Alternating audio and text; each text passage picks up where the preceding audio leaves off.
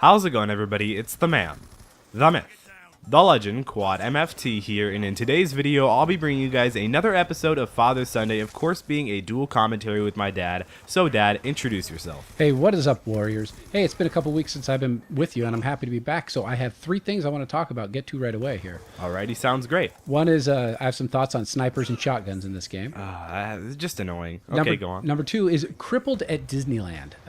It's an interesting story. And then we had a kidnapping in our family that I think we need to tell everybody about. We indeed did, but we'll have to stay to the end to be able to hear about that, so make sure to stay to the end.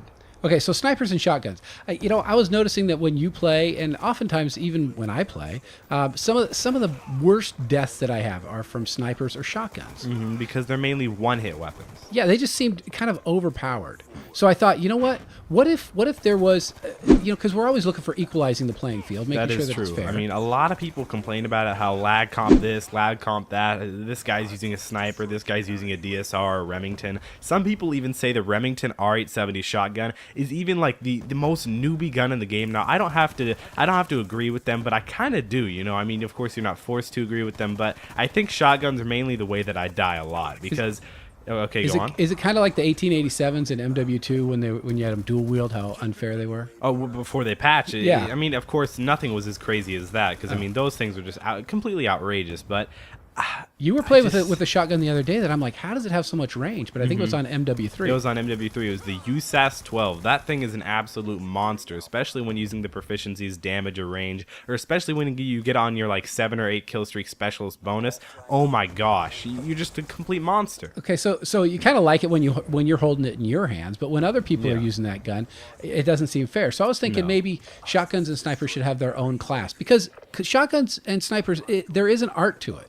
There is. I mean, you see different clans like FaZe. I have more respect for the feeding people in FaZe and like Dare and Soar, but I still think trick shotting is pretty cool. But a lot of work. That is very true. It's a lot of repeat, hurry up and wait and stuff like that. And it's just, I don't know. It still takes talent to be able to do stuff and hit crazy shots like that. And I still think it's really, really entertaining. No disrespect to any sort of clans or anyone like that, but so if snipers and shotguns were just maybe.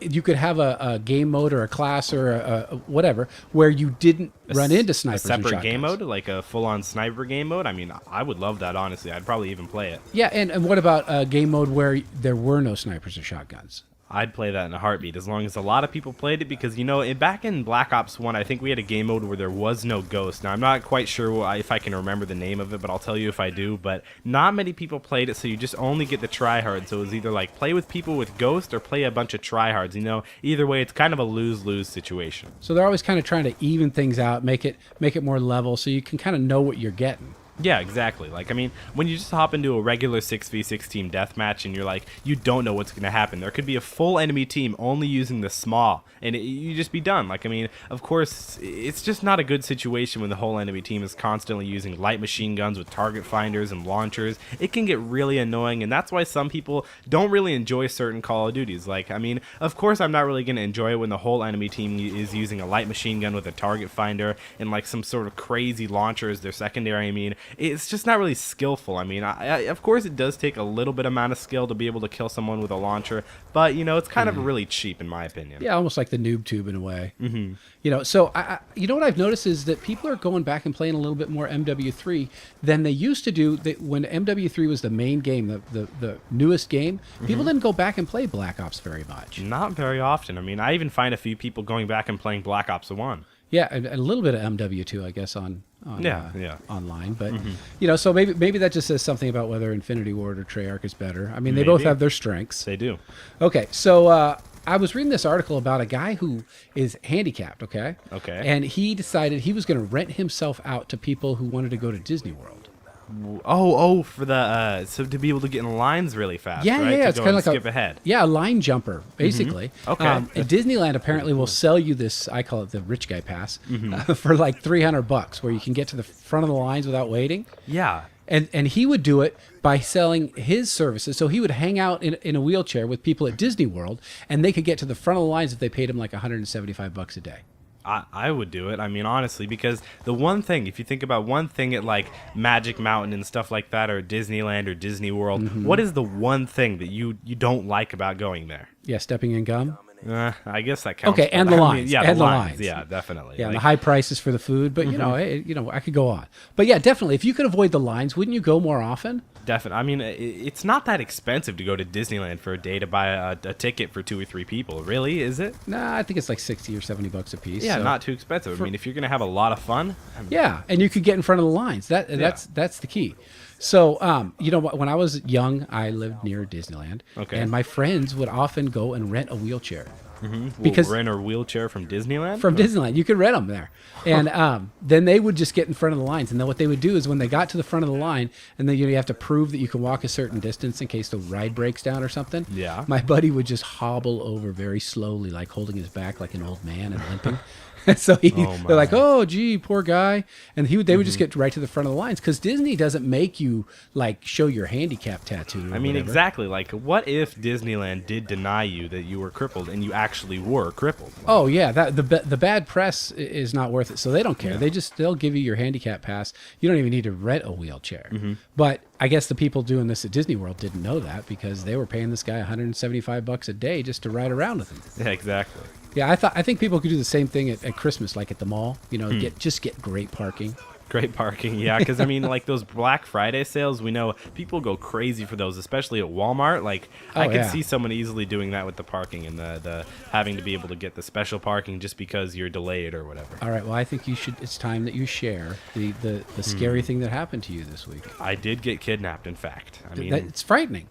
it was scary. I was scared. What is it? You were over at a friend's house, and did people storm in and turn off the lights? And Yeah, okay, so what tie it was you up? like was I was over at my friend's house with another friend, so 3 of us, we were downstairs playing pool, and then we thought we would go up and play a little bit of zombies because they like zombies. They're really athletes, but they still like video games here and there, so... You can be an athlete and like video games. Very true. Green yeah, I Goblin mean- HD. Exactly. But okay, so what they were doing was we were playing zombies upstairs in his room, one of my friend's rooms, because we were at his house, and we were just playing. As soon as we start the game, click start on zombies because we were going to split screen, just really hang out and have a lot of fun. And as soon as that happens, I don't know if that was a coincidence whether that happened or not, but as soon as that we hear boom, and then the door just opens, and I turn around for a second. We all turn around, and we're all just we got blindfolded like instantly. It was all 3 of us. We all got blindfolded. Then we got walked down the stairs. We were handed our shoes, and then we get in this Did huge you white resist van. or? No, I just kind of went along with it because I felt like it wasn't really real. Like